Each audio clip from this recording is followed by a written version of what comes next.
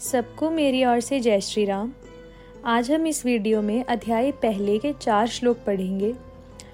श्लोक 15, 16, 17 और 18। चलिए शुरू करते हैं। संबंध।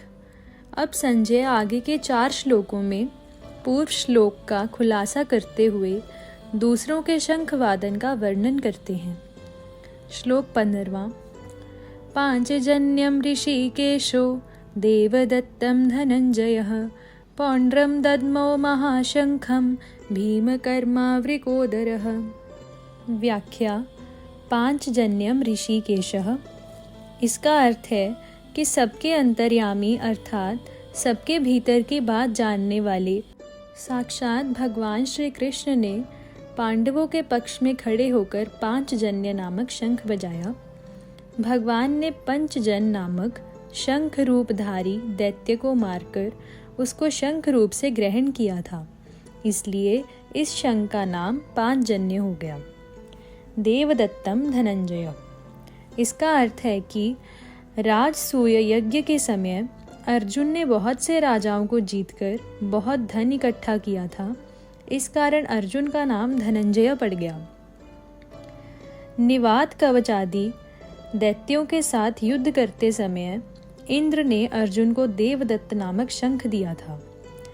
इस शंख की ध्वनि बड़े जोर से होती थी, जिससे शत्रुओं की सेना घबरा जाती थी।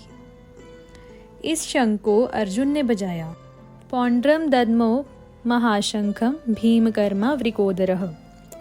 इसका अर्थ है कि हिडिंबासुर, बकासुर, जटासुर आदि असुरों तथा कीचक, जरासंध आदि बलवान वीरों को मारने के कारण भीमसेन का नाम भीमकर्मा पड़ गया।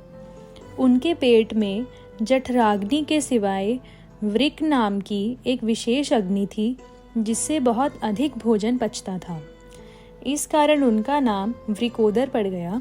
ऐसे भीमकर्मा वृकोदर भीमसेन ने बहुत बड़े आकार वाला पौंड्र नामक शंख बजाया। 16वां श्लोक। अनंत विजयम राजा कुंती पुत्रो युधिष्ठिरः नकुलः सहदेवश्च सुघोषमणिपुष्पकौ। व्याख्या। इस श्लोक का अर्थ है कि अर्जुन, भीम और युधिष्ठिर ये तीनों कुंती के पुत्र हैं और नकुल और सहदेव ये दोनों माद्री के पुत्र हैं। यह विभाग दिखाने के लिए ही यहाँ युधिष्ठिर के लिए कुंती पुत्र विशेषण दिया गया है।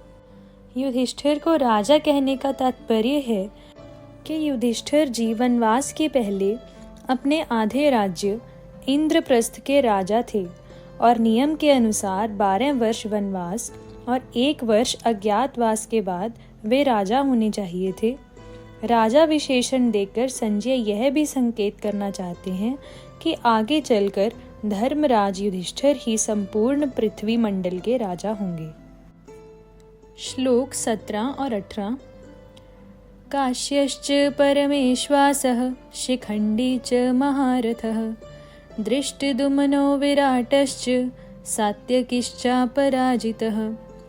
द्रुपदौ द्रौपदेयाश्च सर्वशः पृथिवीपते सौभद्रश्च महाबाहुः शंखं दद्मुः पृथक पृथक। व्याख्या।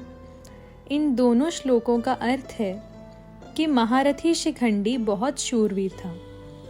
यह पहले जन्म में स्त्री काशीराज की कन्या अम्बा था और इस जन्म में भी राजा द्रुपद को पुत्री रूप से प्राप्त हुआ था। आगे चलकर यही शिखंडी स्थूणाकर्ण नामक यज्ञ से पुरुषत्व प्राप्त करके पुरुष बना।